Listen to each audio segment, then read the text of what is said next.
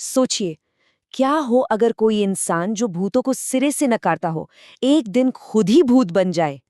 ये कहानी है स्वस्तिक की, एक जाने माने रैशनलिस्ट यूट्यूबर की, जिसका आखिरी घोस्ट हंट एक ऐसे मोड़ पर जाकर खत्म हुआ जिसके बारे में किसी ने सोचा भी नहीं था। यही तो मानना था स्वस्तिक का, जो द नाइट हंटर चैनल का होस्ट था। और यही विश्वास उसकी आखिरी जांच को एक ऐसी हकीकत में बदलने वाला था जो खुद में एक बहुत बड़ी और कह सकते हैं डरावनी विडंबना थी।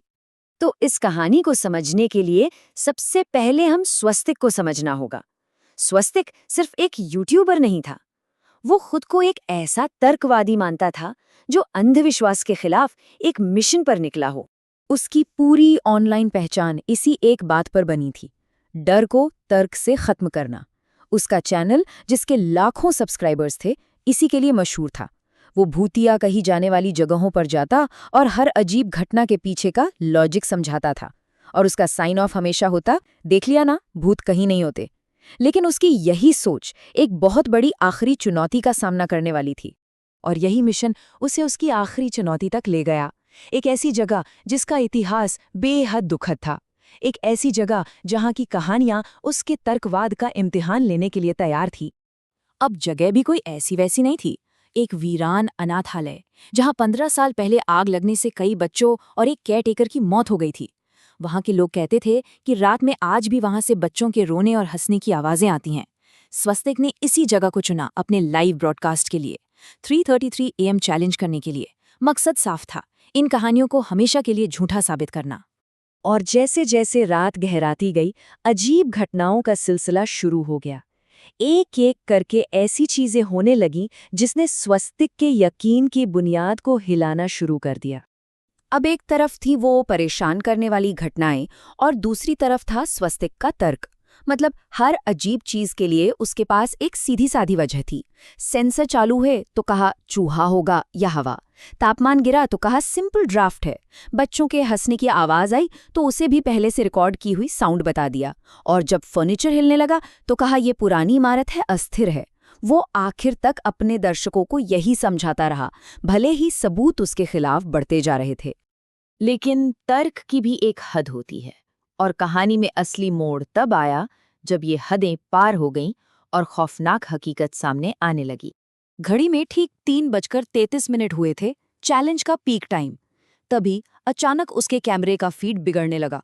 और ये कोई मामूली टेक्निकल गड़बड़ नहीं थी, बल्कि उससे कहीं बढ़कर थी। अपने ही कैमरे के मॉनिटर पर स्वस्तिक ने कुछ ऐसा देखा जो असल में उसके साथ उस कमरे में था ही नहीं। स्क्रीन पर उसे दिखी एक बूढ़ी औरत, सफेद साड़ी में। उसके चेहरे पर जलने के गहरे निशान साफ दिख रहे थे, और उसकी आंखें एकदम सफेद, पर वो डरावनी नहीं लग रही थी। ऐसा लग रहा था मानो वो कोई चेतावनी दे रही हो। स्वस्तिक घबराकर पीछे पलटा, लेकिन वहां कोई नहीं था। फिर भी वो औरत स्क्रीन पर बनी हुई थी और सीधा कैमरे की तरफ घूर रही थी। स्वस्तिक अभी स्क्रीन पर दिख रही उस तस्वीर से जूझ ही रहा था कि असली खौफ ने दस्तक दी। कमरे में नहीं, बल्कि उसकी लाइव स्ट्रीम के कमेंट सेक्शन में। एक कमेंट आया जिसने उसके पैरों तले जमीन खिसका दी। कमेंट था, स्वस्तिक तो मर चुका है। उसे लगा किसी ने मजाक किया होगा, पर जब उसने यूजर नेम देखा तो उसके होश उड़ गए। यूजर नेम था स्वस्तिक ऑफिशियल। उसे लगा पक्का अकाउंट हैक हो गया है। लेकिन तभी उसी के अकाउंट से एक और कमेंट आया, तुम्हारा अकाउंट हैक नहीं हुआ है, तुम सच में मर चुके हो। इस एक मैसेज ने उसके दिमाग में एक भूली हुई याद को जिंदा कर दिया। उसे याद आया एक भयानक कार एक्सीडेंट। और फिर उसने नीचे देखा, उसके पैर जमीन पर थे ही नहीं, वो हवा में थे। उसने अपने हाथों को देखा और वो धीरे धीरे पारदर्शी होते जा रहे थे। तब जाकर उसे समझ आया, वो भूतों का शिकार करने नहीं आया था, वो खुद एक भूत बन चुका था। तो एक तरफ स्वस्तिक को अपनी हकीकत पता चल रही थी, और दूसरी तरफ पीछे छूटी असल दुनिया में एक बिल्कुल अलग कहानी सामने आ रही थी। स्वस्तिक के आखिरी कुछ घंटों के 2 रिकॉर्ड मौजूद हैं। एक है पुलिस की ऑफिशियल रिपोर्ट और दूसरा है उसकी आखिरी लाइव स्ट्रीम का डिजिटल रिकॉर्ड। और दोनों बिल्कुल अलग अलग बातें कहते हैं। पुलिस रिपोर्ट के मुताबिक उसकी मौत सुबह 2:35 पर ही एक कार एक्सीडेंट में हो गई थी, लेकिन उसका लाइव स्ट्रीम वो तो उसके बाद भी घंटों तक चलता रहा। अगली सुबह जब पुलिस उस वीरान अनाथालय पहुंची तो उन्हें वहां कोई नहीं मिला, सिवाय एक कैमरा और ट्राइपॉड के, जो अब भी एक खाली कमरे को रिकॉर्ड कर रहा था। तो आखिर ये सब क्या था? इसका जवाब उसी भूतिया औरत ने दिया।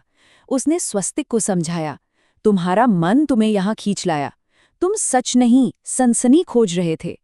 असल में उसकी अपनी ही जिद और सच्चाई को न मानने की आदत ने उसे एक लूप में फंसा दिया था, जहां वो अपने आखिरी मिशन को बार बार जी रहा था।